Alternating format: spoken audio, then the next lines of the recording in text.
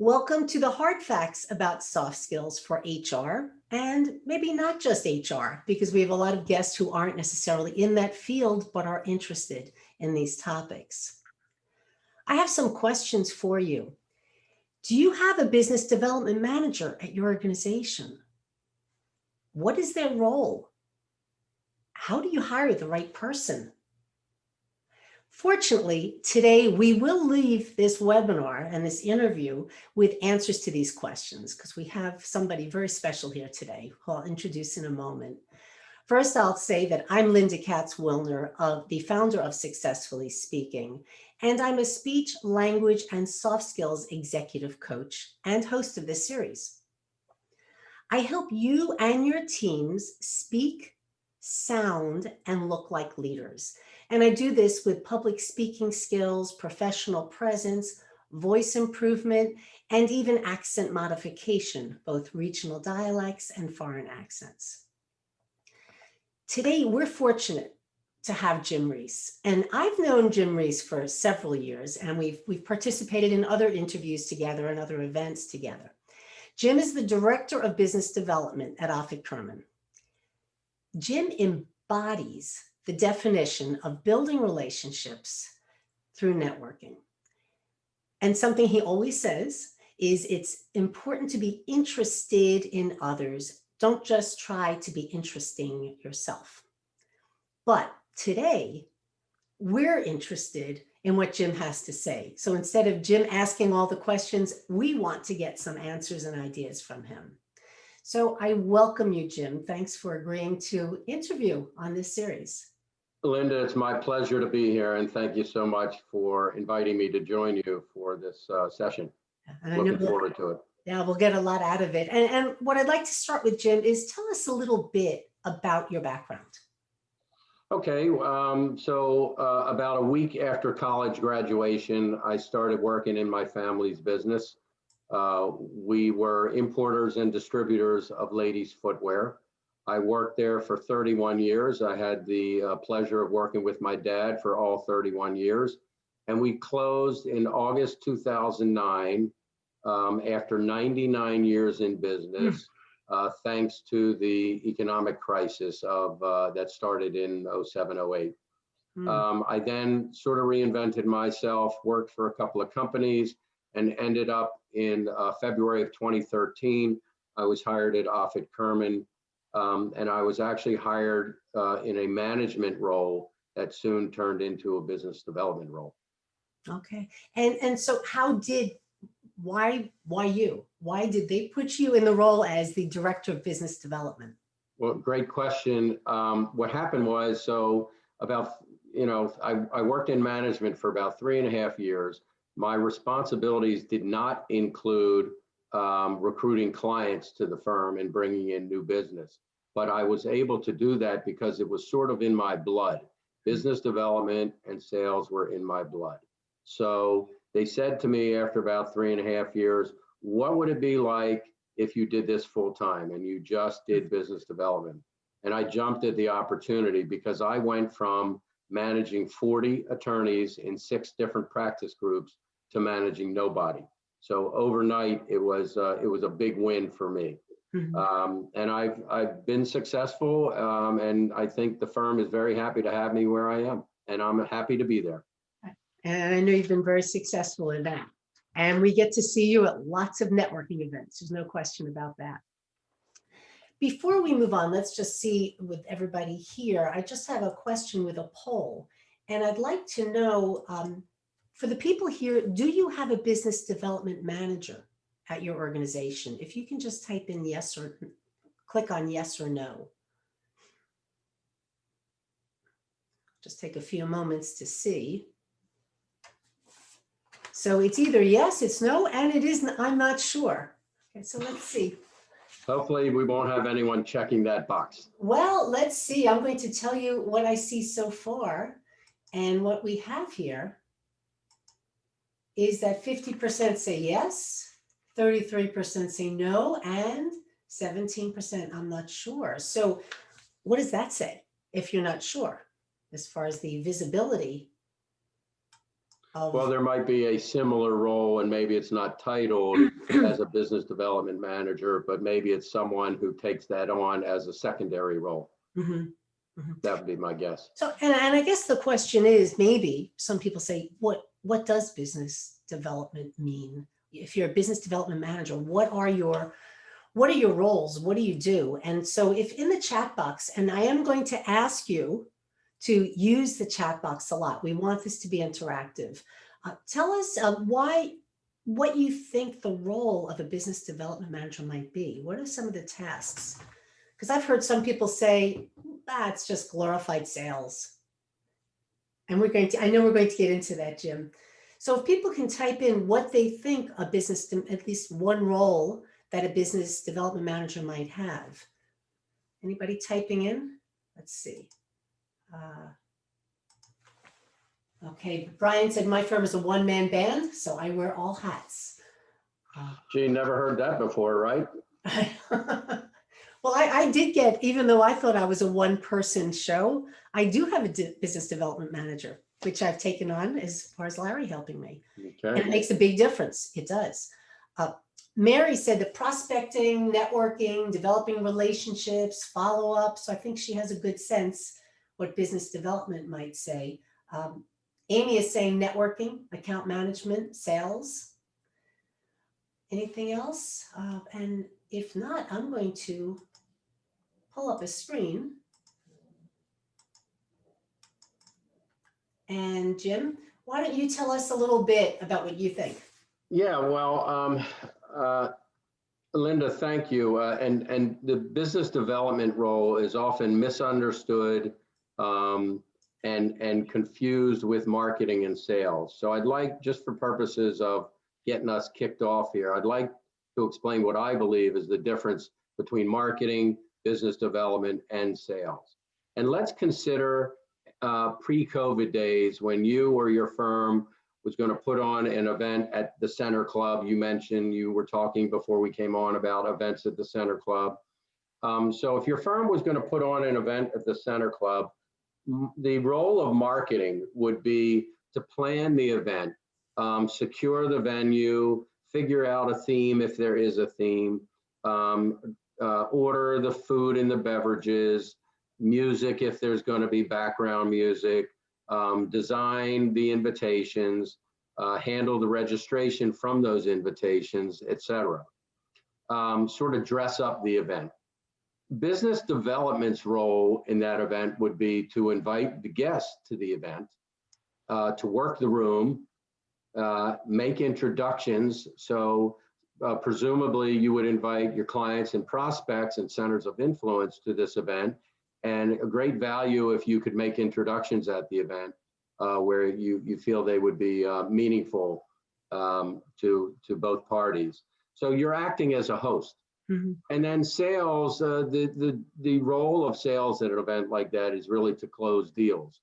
Whether you close them at that event or not is up for grabs, but that would be the sales role there. If you have salespeople, they would be able to close deals at that event.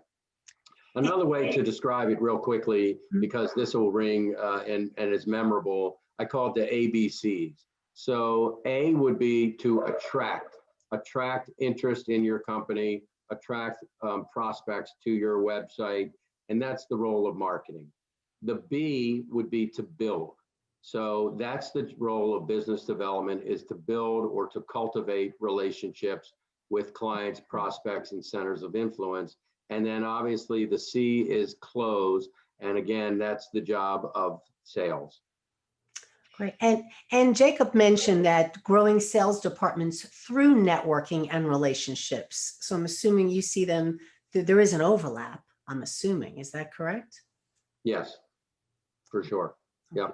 And Brian was saying the main role of business development managers is to inspire prospects to want to learn more about the firm. And I've seen where companies call a role business development manager, but more than 50% of the role duties is actually sales. What do you think about that? And that's really interesting, because I find that in professional services, and I know Brian a little bit, I think he would agree, in professional services specifically, I find people with a different title. Their title would be marketing and business development. And in those situations, generally speaking, I would say 95% of the role is actually marketing and only 5% is business development. So I've been to events where there are other marketing and business development professionals from accounting firms or law firms, and they're busy putting the skirt on the table and putting the pens and the giveaways out on the table and lining them up real nicely, and getting the mugs or beer mugs or whatever it is they're giving away, and I'm spending time talking to people and building relationships, cultivating relationships, introducing people. So I see that as a vast difference. Mhm. And a lot of it is the relationships, right? Oh, for sure. And right, Brian's saying, I like Jim's distinction of marketing, business development versus sales. Now, you need certain characteristics or certain skills to take on this position. And apparently at Offit Kurman, they thought you had it, and that's why they asked you to do this. Before you tell us, Jim, what you think some of the skills are, why don't people type in the chat room what they think what skills would be important if they wanted to be hired as a business development manager or move into that from the existing company they're in. What skills do you think you need to be a good business manager? And Jim, let's wait and see what other people say, and then I want to ask you what you think. Yeah, there's no shortage of skills, so I'm excited to see what the folks put in the chat room. Because I would say, I don't see anything yet, but I would say you have to have good social skills. I mean, this is all about the hard facts about soft skills. You need those soft skills to be able to listen to people and not just broadcast who you are in the company you're working for. I'm assuming that's a given, correct? You took away my favorite soundbite. I was going to say soft skills is number one, because that has a place close to your heart, I think. Absolutely. And that's why this is even called the hard facts about soft skills. If you don't have those soft skills, you're not going to excel in any aspect of your job. Personally, that's true. And for another conversation, it's debatable whether you can actually coach the soft skills and the social skills required to be a good business development manager. Mm-hmm. So you're saying sometimes you just have it. Some people like to have it. I mean, I think you have it. I think you can't teach it. Other people might disagree and think that you can teach it. Well, Janice thinks you should have a pleasant personality, willingness to share information, and good listening skills. So that's exactly what we were just saying. Jacob said, a compelling public speaker, knowledgeable about a broad range of industries to connect with various organizations. Okay, that's interesting. Brian said, a good listener, good ability to qualify accounts, is able to develop a reputation as a subject matter expert on areas even outside his company's capabilities. And I'm sure you can speak to that, Jim. And finally, Mary said, the ability to determine others' needs, being resourceful, and having a desire to assist them to secure their needs. So what can you add or comment on those? Okay, well, I would say my top two or top four, maybe. The first one I call one, but it's really two qualities: likable and trustable. Because we know that people do business with people they know, they like, they trust, and I add a fourth dimension, which is they need. Mm-hmm. So people could know me, like me, and trust me, but if they don't need me, Offit Kurman is not getting hired, right? Interesting that if you just know and like someone, that doesn't mean you're going to do business with them. So the trust factor is huge. If the trust is there, you will do business with that person. So that's my top, likable and trustable. I'd say second on the list is persistence and patience, which are on different ends of the spectrum, you could say. So being persistent in my world means constantly dripping on your prospects and touching them with a newsletter, with an article, with an invitation to an event, etc. And patience, because at least in the legal industry, the sales cycle is somewhere around 18 to 24 months. So you really have to be patient. This is not like selling benefits or insurance or something that has a 1-year anniversary or a defined anniversary, where you know if you just met with someone and they're 6 months into their new insurance plan, all you got is 6 months to wait and you're either in or out. So you really have to have a lot of patience, especially selling something with a long sales cycle. Other skills could be organizational skills, communication skills, we already mentioned. Be curious, be interested, not interesting. I would say technical skills can be helpful. I don't really have great technical skills, and I've done okay, but technical skills can be helpful. You got to be willing to collaborate, be a problem solver. Having good business writing skills can be nice. I feel like I learned a long time ago how to write nice emails.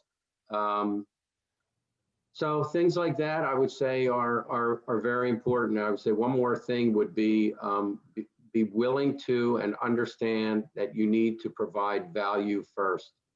That's really important, that you go into a networking event, virtual or in person, and your whole head should be wrapped around who can I add value to, and what does that look like? Who can I help? Don't go in thinking about yourself like who I can sell. It's who can I help? And so that's a good point for business development, but I think it's, and we've talked about this before, it's another cardinal rule of networking that you don't, I've been at networking events where people interrupt. I may be speaking to 2 or 3 people and somebody comes up and passes out his or her business card to us in the middle of a conversation. And why would I call that person? Because I don't even know who they are. So I think business development is taking it to that next level, because you're representing a company, not necessarily just representing yourself. And you certainly have to be careful to be appropriate and know, which is part of soft skills, know when to connect with people. Yeah, I would say one more thing, Linda, before we move on to the next topic or question, and that is, biggest difference between business development and sales is that in sales, it seems to, all the focus is on the salesperson trying to make their pitch.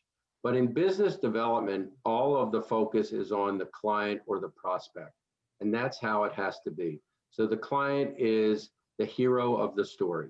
The prospect is the hero of the story. You're not, again, you're not doing all the talking, you're asking all the questions, and the prospect is doing all the talking. You have to be curious. Mm-hmm. Right. And that's the same even in public speaking. It's not about you as the speaker, it's about the audience. You always have to be focused that they're getting value out of what you're saying. You're not just there to talk about yourself or what you think is important. Jim, I want to add a little bit of trivia or statistic to this, because I think this would surprise people. The first thing you said was how trustworthy, that somebody should be likable and trustworthy. And there was actually a study at Princeton that studied first impressions and how long it took somebody to decide that somebody's attractive, likable, and trustworthy.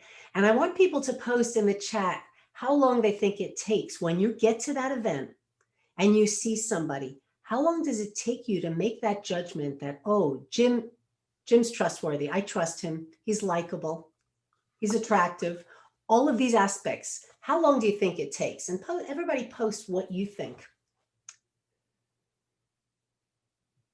It doesn't take 0. Okay, 3 seconds. I'm participating. Okay, within the first 3 seconds, says Jacob. He said minutes, 3 minutes. Oh, 3 minutes. Okay, 3 minutes. 2 minutes, says Marnie. Okay, 10 seconds, says Amy. You're going to be shocked when I tell you what it is. Okay, I'll tell you. It's actually 1/10 of a second. In 1/10 of a second, you look at somebody and you make that snap judgment. And 45 minutes later, you probably have that same impression.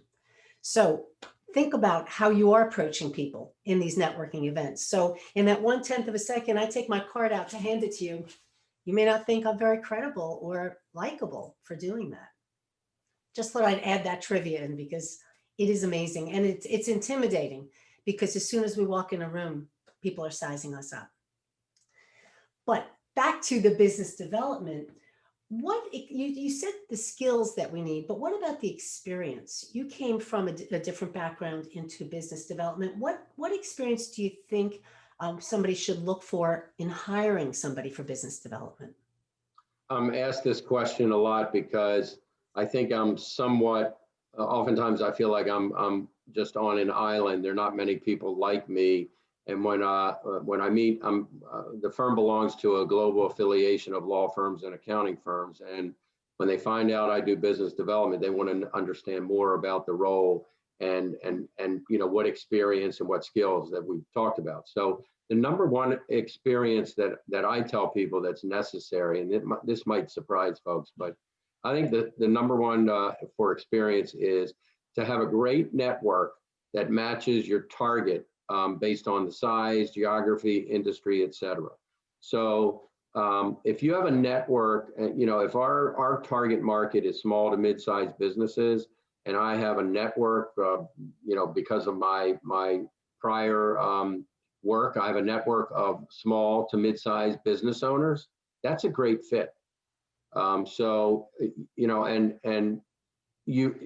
guess that's one reason why I've been successful, because I'm a little older than people with the same role, and because of the additional years, I've been able to develop and cultivate a really significant network. Mm-hmm. So it would do me no good to have a network of Fortune 100 companies because of my past job, because that's not Offit Kurman's wheelhouse. Mm-hmm. So got to be a good network that matches the market that your company is in.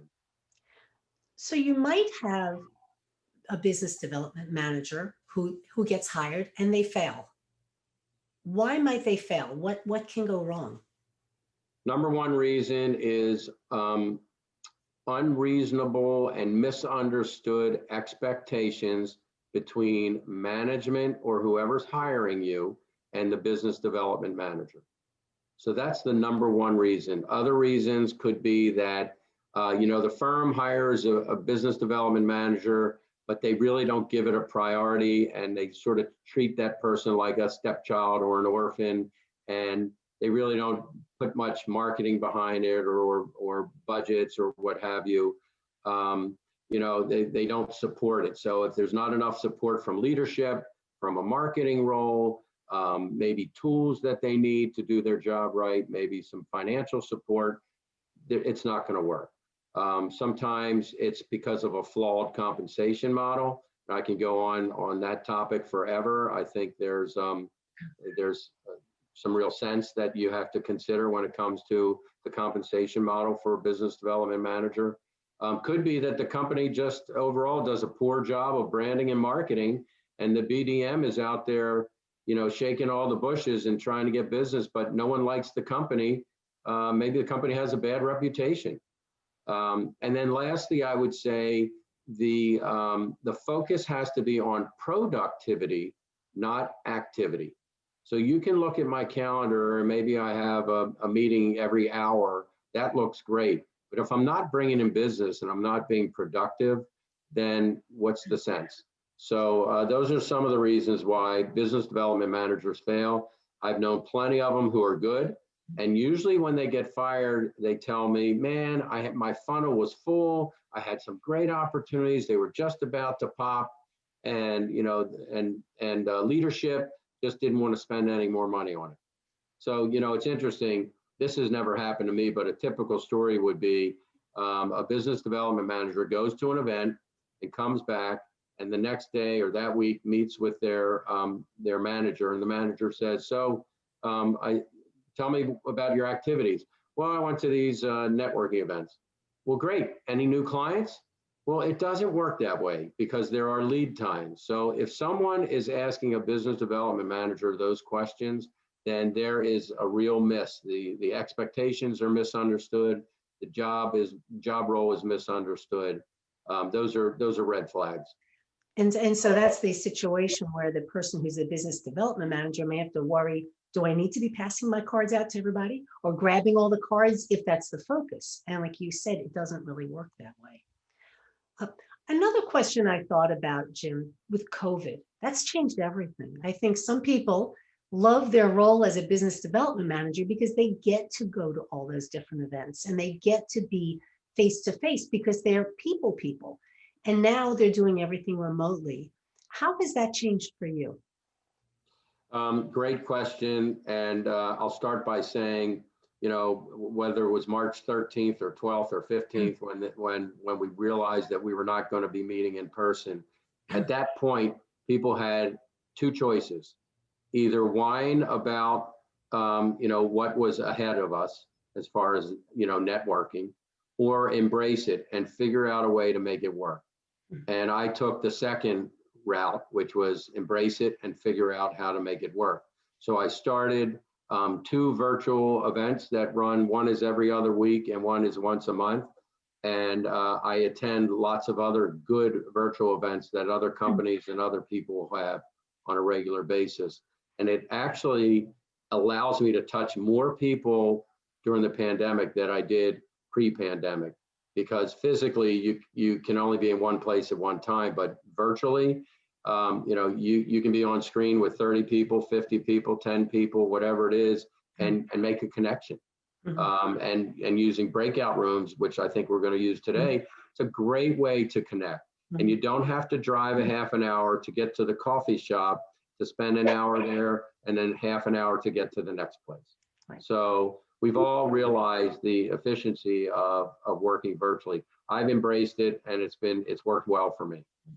So it's a little bit different than hanging out at Stone Mill Bakery all day and having your meetings. Yeah, I do miss that.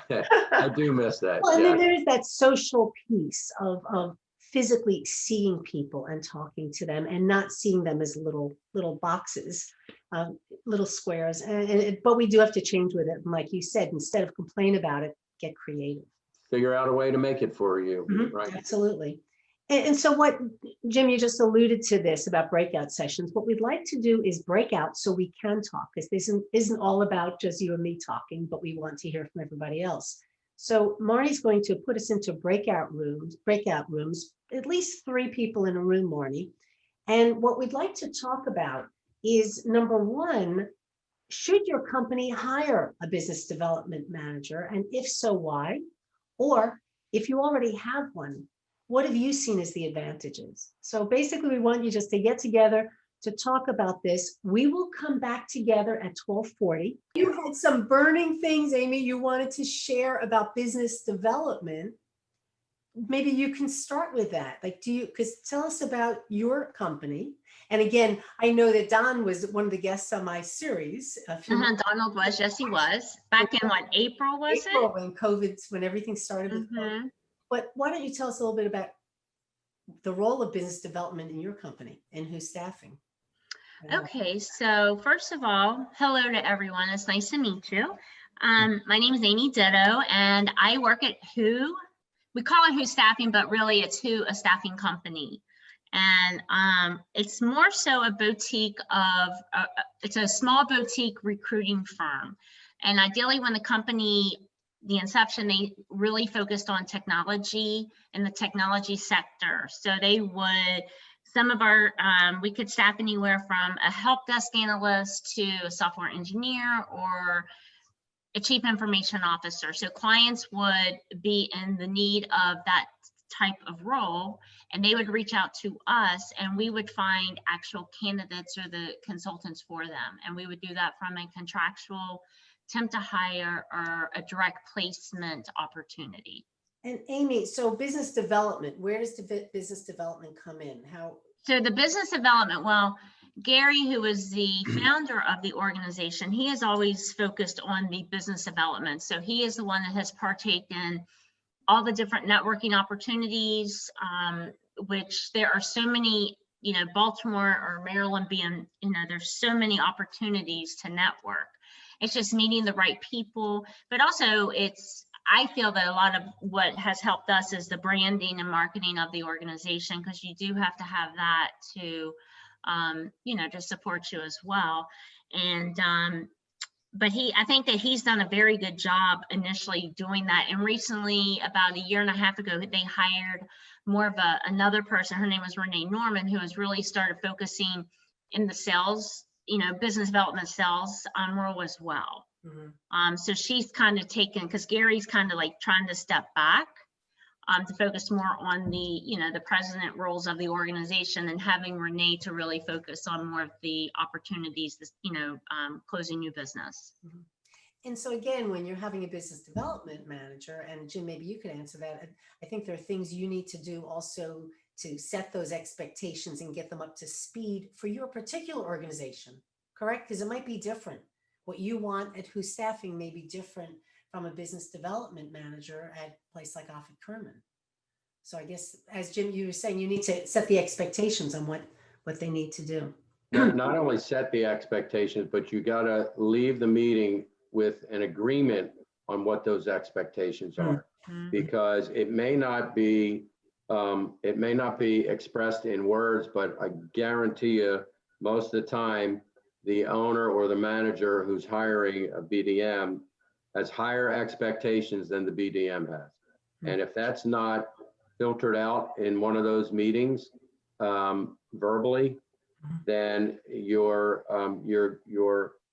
entering into an agreement you're set up for failure. There has to be reasonable and agreed upon expectations. Janice, do you have a business development manager at your organization? If you're muted, if you want to just unmute. I'm sorry. That's okay. I believe not. I work for the federal government. So we did kind of talk about that in the breakout. So what was the takeaway with that? I mean, as far as what's different with the federal government? Is it they don't need to look for business development, or they just do it in different channels? They do it in different channels, but I think I feel they probably could benefit from having someone who does that, or several people who do that. Because I work for just one agency amongst hundreds of agencies. Which agency, Janice? I'm with Department of Veteran Affairs. Okay, right. So within the department is various administrations. So, even within that, we can look at having a business person for each of the administrations so that they can hire the appropriate type people for that entity, especially like in our OINT area, which is technology. Everybody's looking for good computer people. So they really can benefit from somebody with this type of experience. I'm on the administrative side of the house. I work in HR. Yes, HR could utilize it, but like I said, I believe they do it on a different level than a private company would do. So Jim, is there a way we can educate other organizations on the benefit of having business development managers? I mean, is there any place for that education, and how would you do it? Is it, Brian, is it through HR? I'm just wondering how you can let people know, like even government agencies, that business development managers are important. Any thoughts about Well, that? I think, Linda, forums like this certainly help promote and expose the advantages of hiring a business development manager. I see it getting more and more of a popular role. What disappoints me is the number of people whose title is marketing and business development, because as I mentioned before, they're pulled into a lot of the marketing activities and not much of the business development activities. But the hiring company has to have an appetite to understand that this is not it's not an instant gratification. You don't hire a business development manager and the next week they're already bringing in business. It just doesn't work that way. So the patience part, the persistence, expectations, that's really important to the success. And they've got to be supported, as I said before, by marketing, by leadership. They got to have the tools required. I've got MailChimp, I've got Zoom, I've got LinkedIn Sales Navigator.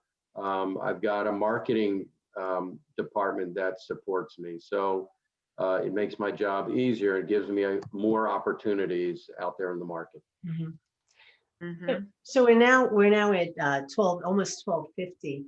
I think you really just summed it up right now, Jim, but is there anything else you have to say as the major takeaway on how to hire the right business development manager? Again, look for the skills and experience that we talked about, and be realistic with your expectations. If you're hiring someone for that role, talk it out with the candidate and make sure those expectations are agreed upon and reasonable. And meet with your manager or whoever you report to. Meet with them regularly. Let them know about your activities, your productivity. By the way, I didn't mention this, but there's got to be a way for this to be successful. There's got to be a way for management to measure the success of a BDM. So for me, it's easy because if I bring in a new client and we bill them fees, $1,000, then they know that, yep, Jim was responsible for bringing in that client. Or if someone refers that client to me, same thing. Or if you get a referral from a client, same thing. So there's got to be a way to track the success of a BDM. Otherwise, you're driving, in the dark or blindfolded. Mhm. So I would say those are important things. And if anybody ever has questions about my role and how to hire a good business development manager, experience to look for, skills, et cetera, I'd be happy to connect with them. And with that, I thank you so much, Jim, because I know you are the guru of networking. You know all this information, and it's great to hear it from you where you're not just listening to us, you're telling us something.